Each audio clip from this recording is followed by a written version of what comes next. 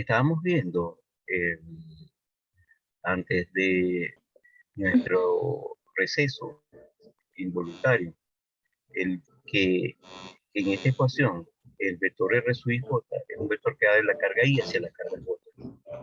Eso es sumamente importante. Este vector siempre tiene esa dirección. El vector nunca cambia de dirección. Este vector R sub i j nunca cambia de dirección. Voy a ir hacia atrás. En este dibujo, el vector R sub i j va de la carga frente a la carga destino. Y el vector R sub i j unitario también, sin importar el signo de las cargas. Eso es sumamente importante porque a veces creemos que depende del signo de las cargas. No. Quien da realmente el sentido no es el vector unitario. El vector unitario lo que es la dirección. El sentido lo da el escalar que multiplica ese vector unitario. Como las cargas pueden tener igual signo o signos diferentes, como esta caso es una constante de proporcionalidad y va a ser positiva, y R cuadrado es una cantidad positiva, el signo lo impone entonces el producto. Cuando las cargas son del mismo signo, este producto provoca que todo el escalar sea positivo. Y cuando uno multiplica un vector por un escalar, produce vectores que tienen el mismo sentido. Vamos hacia atrás. Si tiene el mismo sentido, será el mismo sentido del vector R sub i j. Por lo tanto, la fuerza sería una fuerza de repulsión.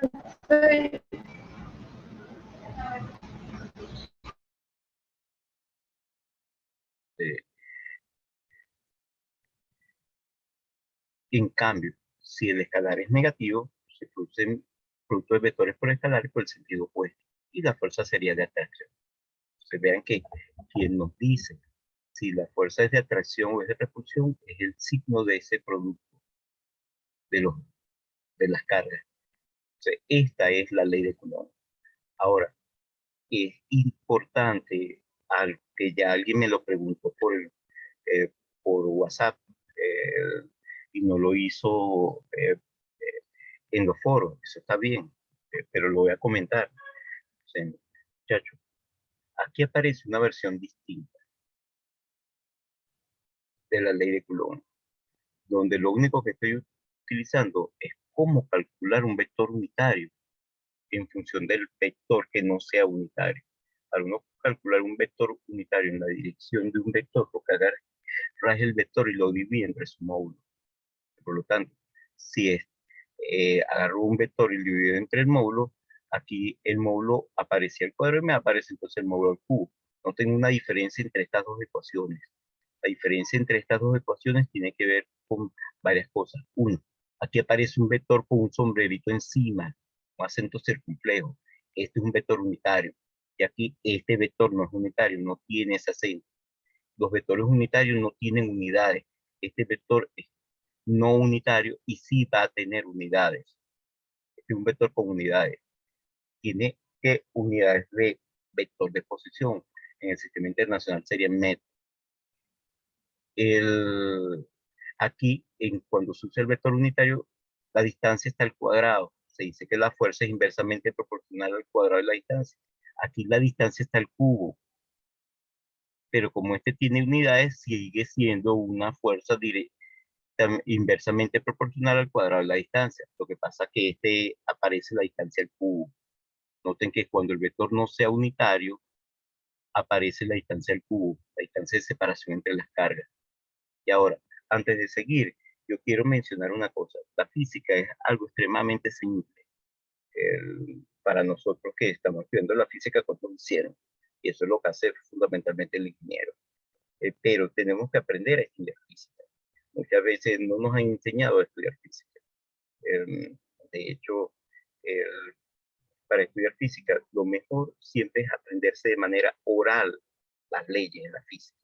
Interpretar siempre las ecuaciones de manera oral, es decir, no la fórmula, sino aprenderse cada, qué significa esto de manera oral, pero no es leer la fórmula, no es que yo voy a decir, la ley de Coulomb nos dice que K sub E multiplicado por Q sub I por Q sub J dividido entre R cuadrado por el vector unitario, no, eso no es, sino que vemos la fórmula y tratamos de decir la información que esa fórmula nos dice, que nos está diciendo que la fuerza es directamente proporcional al producto de las cargas e inversamente proporcional al cuadrado de la distancia, que la fuerza está en la línea de acción que une a las cargas. Además que las cargas son cargas puntuales y que están fijas. Y esta es la constante de proporcionalidad, la constante K-E, que cuando las cargas tienen el mismo signo, vamos a tener una fuerza de repulsión. Cuando tienen signos diferentes, una fuerza de atracción. Asociar esa ecuación siempre con un dibujo. Eso es aprender física. La física no es solamente en la formulita.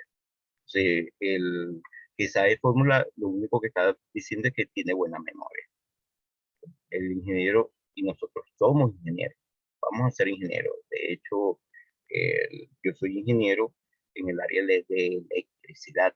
Yo soy graduado de la Escuela de Ingeniería Eléctrica, de nuestra querida universidad, la mejor universidad del país. Entonces, vean, aquí ya sabemos entonces que hay dos maneras de representar la ley de Coulomb.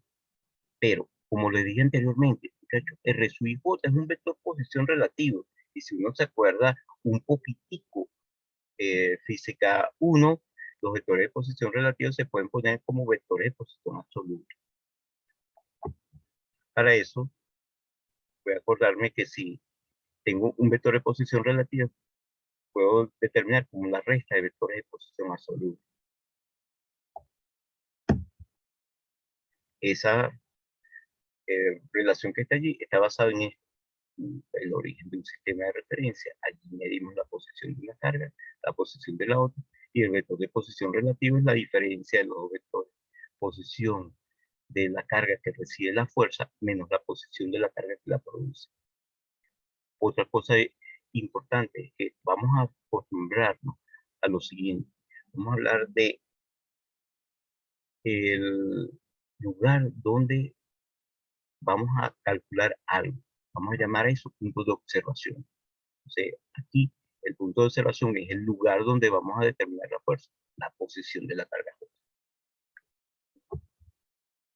Si se sustituye en la ecuación anterior, pero en la ecuación 2, la forma del vector R sub J, podemos llegar a esto. Esta es una forma extremadamente importante, porque muchos de nosotros sabemos manipular vectores absolutos, no vectores relativos, y a veces los datos están en posiciones absolutas, a veces están en posiciones relativas. Eso no importa, porque el cambio es relativamente pequeño. Ahora, muchachos, cuidado con este tipo de relaciones como la que está aquí, porque es una relación donde hablamos de unidades. Esto no es una fórmula formal. Este símbolo, estos corchetes se leen unidad de algo, dimensión de algo. Eso es lo que uno vio en física 1. La unidad de la constante de proporcionalidad K-E debe ser tal que nos fija la unidad de la carga. La unidad de vector posición es longitud. Por lo tanto, voy a ir hacia atrás. La unidad de la carga elevada al cuadrado multiplicado por la unidad de K-E dividido por unidad de longitud al cuadrado debe ser unidad de fuerza. Entonces, unidad de fuerza por unidad de longitud al cuadrado dividido entre la unidad de K-E es la unidad de la carga al cuadrado y le podemos sacar la raíz. Eso es lo que está. Una relación entre unidades. Pero noten que la unidad de la carga entonces depende de la unidad de K-E. Para distintos valores de la unidad de K-E podemos tener distintas cargas. En el sistema internacional de unidades, la unidad de K-E va a ser el newton por metro cuadrado dividido entre coulomb al cuadrado. Por lo tanto, la unidad de esta carga viene en lo que vamos a llamar coulombio. Coulombio es la unidad de la carga del sistema internacional. En otros sistemas, K-E tiene valores diferentes y la carga tendrá unidades diferentes. En el sistema internacional, como dije, la unidad será newton por metro cuadrado entre coulomb al cuadrado. Pero hay una cosa con K-E que es bueno resaltarla, muchachos, es una cosa loca, porque es una constante que varía o que puede variar. pero puede variar con el medio, con el material. Entonces, es constante de proporcionalidad, pero no es una constante absoluta que siempre tenga el mismo valor. En el caso que nosotros tengamos el aire o el vacío, más propiamente el vacío, la constante tiene aproximadamente este valor, 9 por 10 a la 9 newton metro cuadrado sobre el metro cuadrado, que se puede poner en función de otra constante, que vamos a llamar permitividad del espacio libre. Es decir, una constante en función de otra, pero esto es solamente en ese medio. Para medios distintos podríamos tener valores diferentes de dichas constantes. O sea, esa constante puede cambiar, pero cambia con el medio. Si estamos, por ejemplo, en un medio aceitoso, la constante va a tener un valor. Si estamos en el aire, tiene otro, etcétera. O sea, el siloso cero aparece porque ella va a aparecer posteriormente en otra parte de nuestro curso y se llama permitividad del espacio libre. El valor de la permitividad del espacio libre es algo que uno debería aprenderse de memoria. Ahora, la unidad de la carga la vamos a llamar el coulomb. El coulomb es una cantidad relativamente pequeña, pero relativamente grande, y representa aproximadamente lo siguiente. Este número inmenso de protones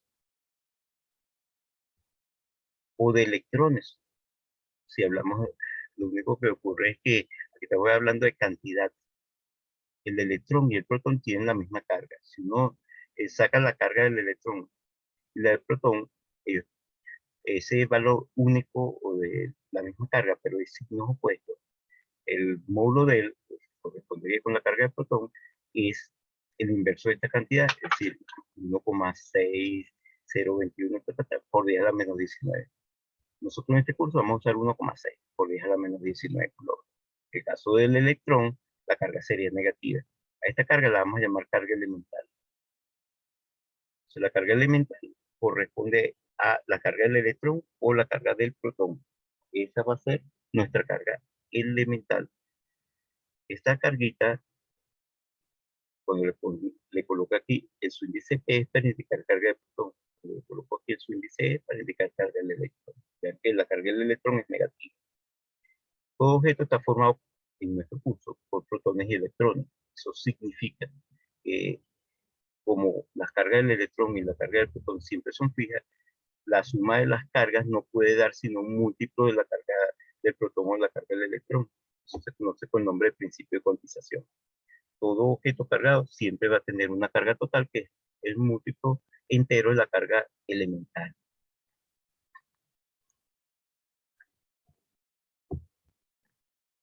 La constante que yo llamé permitividad del espacio libre tiene aproximadamente este valor.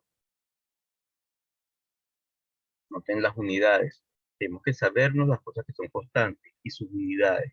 Eso es sumamente importante. Uno debe practicar para aprenderse esas cosas constantes y las unidades. Y además, debo practicar el enunciar las leyes. Eso es importante. Una vez que uno enuncia las leyes, muchachos, uno puede ir a tratar de entenderlas con muchísimo más detalle. Porque uno se aprende la oración. Después que se aprende la oración, va tratando de desglosar qué me quiere decir esa ecuación, pero esa oración la expresa de forma matemática y después uno se tiene que hacer las preguntas de manera sincera, es decir, las preguntas para que aquel que está escribiendo las pueda responder. Por ejemplo, voy a decir la ley de Coulomb. ¿Qué representa R sub i J? Ah, representa un vector. Pregunté, mira, yo sé restar vectores. Aquí yo sé calcular el módulo de los vectores. Ese es el tipo de cosas que importan. Y son preguntas dirigidas hacia uno mismo. Si la respuesta es no, entonces hay que estudiar eso. Y siempre hacerse esas preguntas. Siempre uno tiene que hacerse las preguntas sobre, bueno, este es un vector relativo. ¿Me acuerdo algo sobre el movimiento relativo? ¿Cómo era que se calculaba eso? Esa es la forma de estudiar la física, muchachos. Y por eso es que yo siempre digo que la física no es complicada. Lo que puede ser complicado posteriormente es que no sabemos esos detallitos. es decir, la parte operacional de la física. Pero si nosotros estamos pendientes de eso, nos aprendemos las leyes de la física, cómo usarlas. Y siempre que veamos un problema y vayamos a utilizar alguna ley de la física, les pido por favor que escriban la ley de la física y enuncienla, digan qué significa. Esa es la manera de estudiar física. La física no se aprende como eh, algunos la hacen, que tratan de aprender la física resolviendo problemas. Ese es el técnico que aprende así, el ingeniero no. Nosotros somos ingenieros. De hecho, eh, voy a hablar de lo que decía un profesor del departamento recientemente fallecido, lamentablemente, que alguno me preguntó sobre unos videos que él tiene. Yo no los tengo, si alguno los tiene, lo puede compartir, perfecto. Entonces, el profesor Demian Pereira decía que los ingenieros eh, se parecen muchísimo a los físicos, pero los ingenieros tienen una cualidad que el físico investiga para tratar de escudriñar cómo es que la naturaleza se comporta. El ingeniero lo que trata es de usar esas investigaciones para tratar de producir algo. Pero entonces significa que mucha de la manera de pensar de los físicos la usamos nosotros también los ingenieros, pero no toda. No toda, eso es importante. Nosotros somos ingenieros, pero no somos técnicos. El técnico no le interesa donde las cosas, le interesa usarlo. Le interesa reparar un televisor sin saber diseñar un televisor, por decir algo. ¿Sí? Bien, ya sabemos entonces cuáles son las leyes. Otra cosa importante es que la carga no se crea ni se destruye, es como la energía. Si tenemos un sistema cerrado, un sistema que no le puede entrar ni salir carga, esas cargas, cuando nosotros las asumimos, no importa en cualquier instante de tiempo, vamos a tener que dar una suma del mismo valor. Ese es el principio de conservación de la carga. Que un sistema cerrado, la suma de cargas siempre va a ser exactamente la misma, no va a cambiar. Ahora, el concepto de campo es, en este caso, el campo eléctrico es muy sencillo. El campo eléctrico va a ser la fuerza por unidad de carga. ¿Por qué los físicos definieron el campo así? Porque ellos tratan de identificar qué es lo que le hace la fuente a el espacio, no al objeto que se coloca allí. Y por lo tanto, ¿qué fue lo que hicieron? Agarraron la ley de Coulomb, para ir hacia atrás, de esta forma la ley de Coulomb, y la dividieron entre la carga que está recibiendo el efecto. Eso es lo que nosotros vamos a llamar muchas veces fuerza por unidad de algo. Cuando ustedes escuchen la expresión fuerza por unidad de algo, es una división. Aquí estamos dividiendo a la fuerza entre la carga, pero la carga que recibe el efecto. Por lo tanto, si se hace eso, nos queda solamente la carga que está produciendo el efecto. Y como ese efecto está en el espacio, entonces se está creando un campo vectorial en el espacio. Solamente interesa quién está produciendo el efecto de modificar el espacio. Ya que uno escucha por allí a veces la terminología, por ejemplo, en esos programas de divulgación científica, nos dicen que el señor Einstein dijo que la masa altera el espacio. Bueno, nosotros estamos en lo mismo, la carga altera el espacio. Lo que pasa es que muchas veces lo dice como si fuese algo distinto. La ecuación no está diciendo eso. Una carga modifica el espacio, como creando un campo. Esa fuerza la vamos a anotar así. Fuerza por unidad de carga. La unidad de esto va a ser unidad de fuerza, que es Newton dividido entre la unidad de la carga, que va a ser el Coulomb. Por tanto, fuerza por unidad de carga.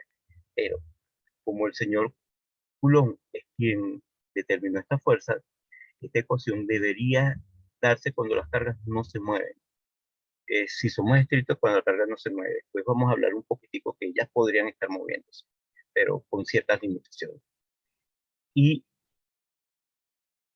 resulta ser que esta fuerza podría, la fuerza que una carga ejerce sobre otra, podría estar ejerciendo fuerza tal que trata de mover a la otra.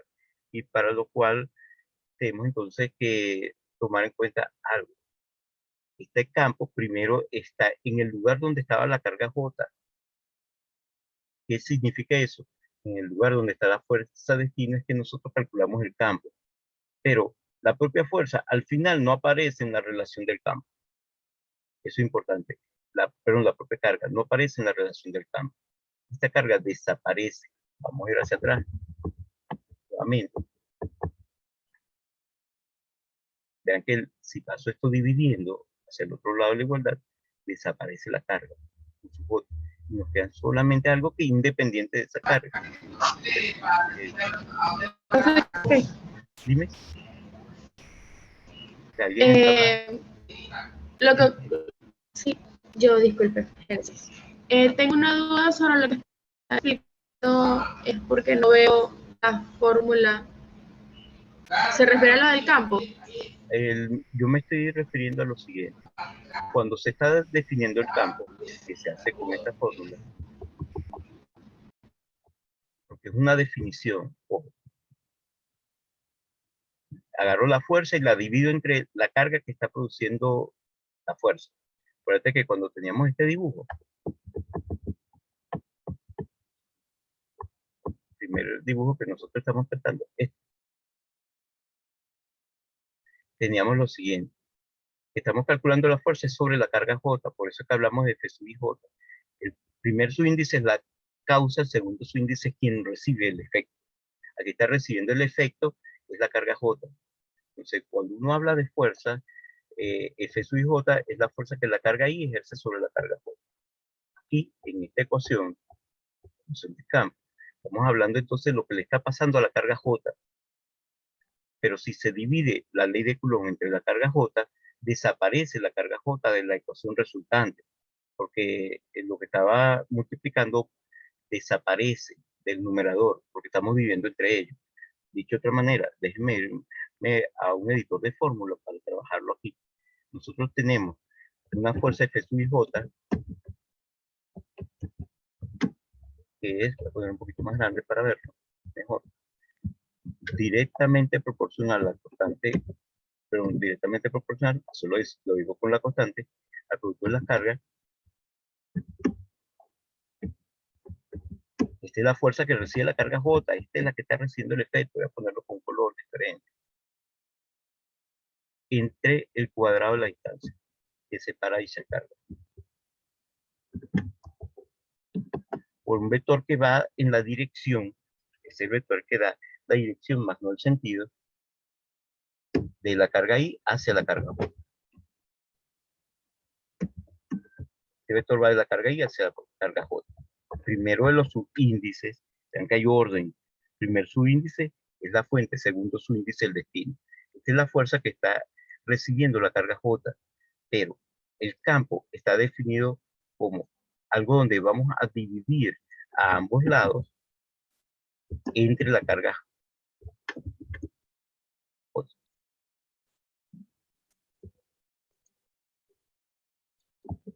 Si dividimos a ambos lados entre la carga J, nos quedaría algo así. Por supuesto, ¿qué pasa? Que de este lado desaparece entonces la carga J para quedarnos una ecuación que tiene que ver solamente con la carga fuente. Y esto es lo que estamos llamando campo eléctrico. Este es el campo eléctrico. Entonces, este tipo de operaciones, cuando uno divide algo entre otras cosas, decimos que estamos usando una cantidad por la unidad de algo. La cantidad es fuerza por unidad de carga. Entonces decimos que el campo es la fuerza por unidad de carga. Hay que saber interpretar esa relación o este tipo de relaciones. Entonces, lo que nos tenemos allí es fuerza por unidad de carga. Pero lo que me interesa por ahorita es que observemos que el campo está dado entonces por una ecuación donde no aparece la carga que está produciendo, perdón, que está recibiendo el campo. Dicho de otra manera, no importa cuál sea el valor de esta carga QJ, el campo va a ser el mismo. Lo que importa es la carga QI y que esto es en la posición donde estaba la carga QJ. QJ lo único que impone es el punto de observación, es decir, el punto donde nosotros vamos a determinar el campo. Este es el campo que estamos calculando, ¿dónde? En el lugar donde estaba la carga QJ. Pero después que se hace eso, la carga QJ perdió su protagonismo en la relación. Ella es lo único que aparece para decirnos la posición donde estaba la carga J. No sé si con eso aclaro tu duda, Génesis.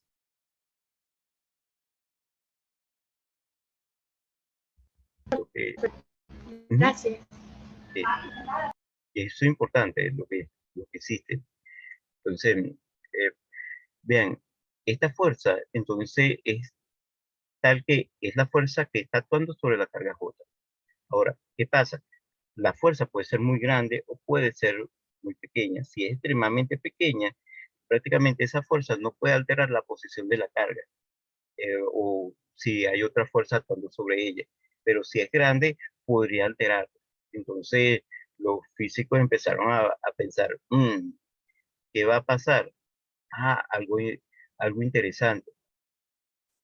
Vamos a definir el campo que tome en cuenta que no vamos a mover la carga.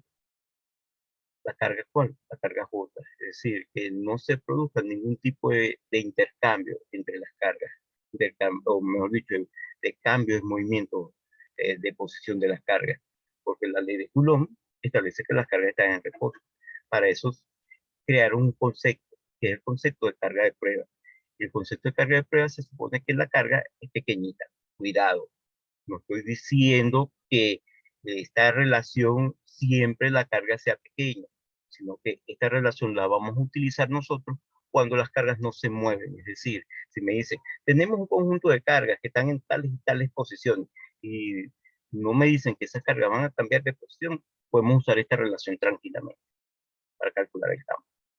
Pero si existe la posibilidad de que las cargas se muevan, como va a ocurrir, y eso lo vamos a ver con más detalle luego, en los conductores, las cargas se pueden mover muy fácilmente por los campos eléctricos, entonces colocan algo, que la carga Q sub J sea pequeñita, pero esa carga Q sub J sirve solamente para determinar el campo cuando ella es pequeñita, y esa carga Q sub J cuando se supone que es muy, muy pequeña, vamos a llamarla carga de prueba. ¿Para qué sirve la carga de J? Pero esa carga llamada carga de prueba es por lo siguiente, porque es que lo que se está modificando es el espacio, y el espacio, según lo que hemos visto, depende de las causas. La carga QSJ sirve solamente para medir el campo. Una vez que ya nosotros usamos esa carga QSJ pequeñita, que llamamos carga de prueba, para medir el campo, ya no podemos olvidar de ella. Y saber el campo y poder utilizar entonces esta relación para otra carga QSJ que no necesariamente sea pequeña, para calcular ya no el campo, sino la fuerza. Entonces, noten que la carga QSJ sirve cuando ella es muy pequeña, cuando ella tiene la cualidad de ser una carga de prueba, solamente para medir el campo.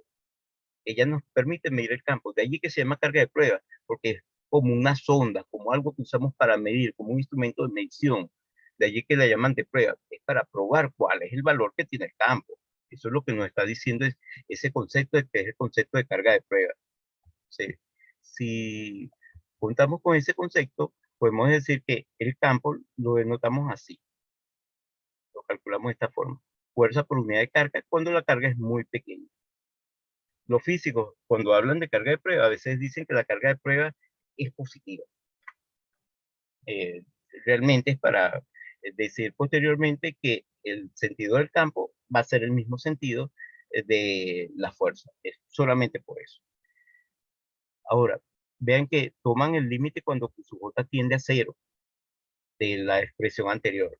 ¿Por qué? Porque si su J tiende a cero, la fuerza, según Coulomb, voy a ir hacia atrás nuevamente, la fuerza según Coulomb es prácticamente nula.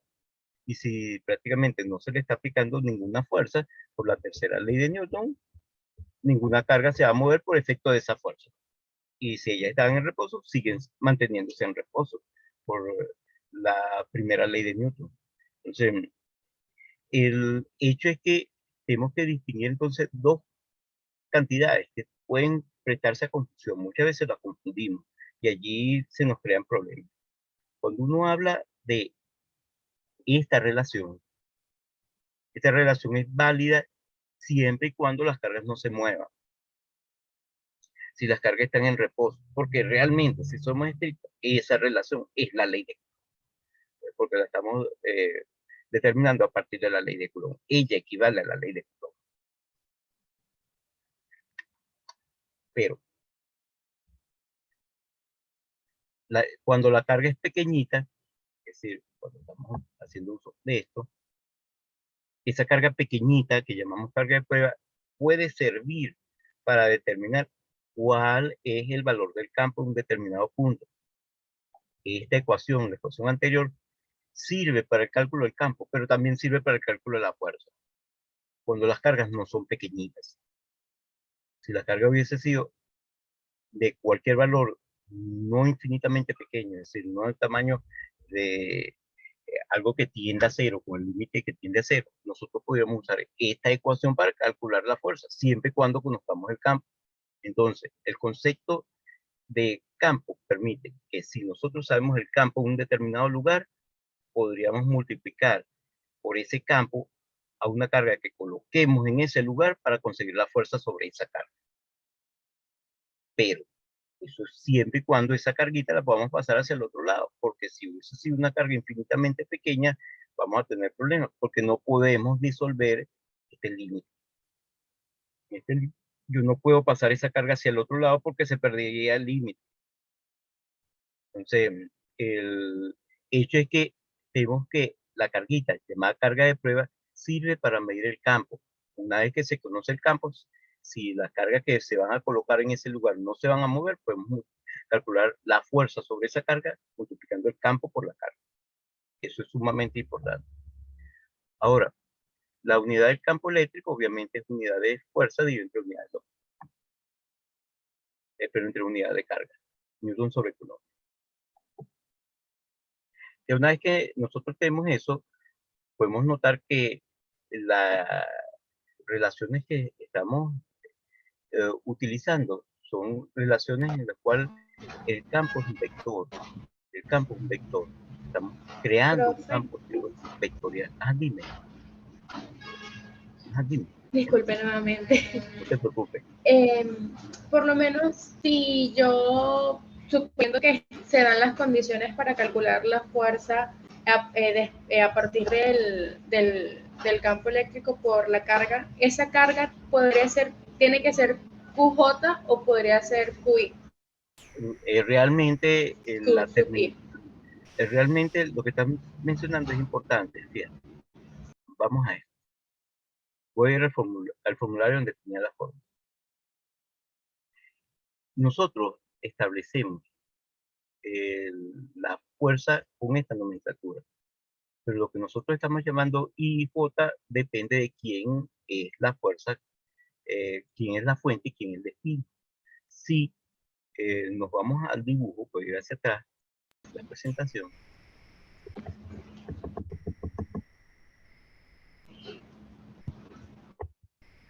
Este vector, el vector R sub J, iba de la fuente al destino.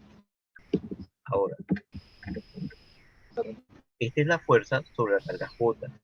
Si hubiésemos tenido una carga diferente, hubiésemos podido calcular la fuerza sobre esa carga. Por ejemplo, si yo quiero determinar la fuerza no sobre esta carga, sino sobre la carga I, entonces hubiese tenido que usar una nomenclatura similar a esta, pero teniendo ciertos cuidados. ¿Cuáles son los cuidados? Que si ahora lo que voy a calcular es la fuerza sobre la carga I, la fuerza sería calculada ahora con este símbolo, F sub JI. El producto de las cargas va a seguir el mismo, pero este vector será un vector que va de la carga J hacia la carga I. Cambiaría. Ya no es el vector anterior, sino el vector que va de la carga J hasta la carga I. Ese vector que va de la carga J hacia la carga I tendría el sentido opuesto. ¿Y qué es lo que va a ocurrir? Por tener el sentido opuesto, llegamos entonces a que esta fuerza y esa otra solamente se diferencian en el sentido. Pero tienen direcciones opuestas. Dicho de otra manera, pero en sentidos opuestos. Dicho de otra manera, tenemos esto, que F sub JI es igual a menos F sub IJ. Claro, esa es la tercera ley de Newton, porque estamos hablando de la fuerza sobre la otra carga. En el caso de que nosotros tengamos alguna fuerza, siempre tenemos que ver quién produce la fuerza y quién la está recibiendo. Y con eso, sabiendo quién produce la fuerza, ese será el primer subíndice. Quien la recibe, ese será el segundo. Entonces, de esa manera, en nuestra ecuación, hacia adelante, tendremos entonces lo siguiente, mira el formulario, que podemos interpretar claramente qué significan cada uno de los términos. Por lo tanto, cuando uno escribe la ecuación, como dije anteriormente, tengo que identificar de manera oral qué significa cada uno de los términos. Su I es la carga que está produciendo el campo. Su J es la carga que lo está recibiendo, en el caso de campo. Entonces, este es el campo, ¿en dónde? El campo, en el lugar donde está la carga Q J. Eso es importante. Entonces, ¿qué ocurre? Si nosotros tenemos esas relaciones de campo, podríamos calcular en el lugar donde haya un campo conocido, porque alguien puede decir, mira, en ese lugar el campo vale tanto. Bueno, ya hizo la labor de medir el campo por nosotros. Y si ese campo ya es conocido, si en ese lugar voy a colocar una carga Q-J, puedo calcular la fuerza sobre esa carga multiplicando ese campo que otra persona me dio por el valor de Q-J. Esa será la fuerza que ese campo, ahora vean la terminología, vamos a hablar entonces en esos términos, la fuerza que ese campo ejerce sobre la carga J. Y no es la fuerza que otra carga produce, sino la fuerza que el campo produce sobre la carga J, porque ese campo está producido por un conjunto de cargas, pero no es necesario que yo sepa ni siquiera cuál es ese conjunto de cargas, si me dan el campo. Entonces, fíjense que es una manera de acortar el trabajo. Los campos son necesarios, pero el concepto de campo para una sola carga realmente no es muy útil. Pero uno empieza con una sola carga, es producido por una sola carga. Lo que va a ocurrir es que el campo producido por un conjunto de cargas es la suma de los campos que cada una de las cargas produce en un determinado lugar, o la fuerza sobre una carga en un punto es la suma de las fuerzas que todas las cargas de un conjunto de cargas produce sobre la carga que está en ese punto. Entonces, el concepto de campo realmente tiene una ventaja, es cuando uno tiene más de dos cargas interactuando. Cuando tengo, por ejemplo, dos cargas que están interactuando sobre una tercera, o tres cargas que están interactuando sobre una cuarta, o cinco cargas que estén interactuando sobre una sexta, y así sucesivamente. El concepto de campo es muy útil, pero tengo que tomar en cuenta que una vez que alguien haya podido medir el campo, la fuerza sobre alguna carga se puede calcular multiplicando la carga por el campo. El lugar donde vamos a colocar esa carga es el lugar donde conocemos el campo, porque acuérdense que campo siempre es función de la posición. No sé si con esto aclaro tu duda. Gracias, profe. Muchas gracias. De nada. Entonces, muchachos, pregunten. Eso es importante. Entonces,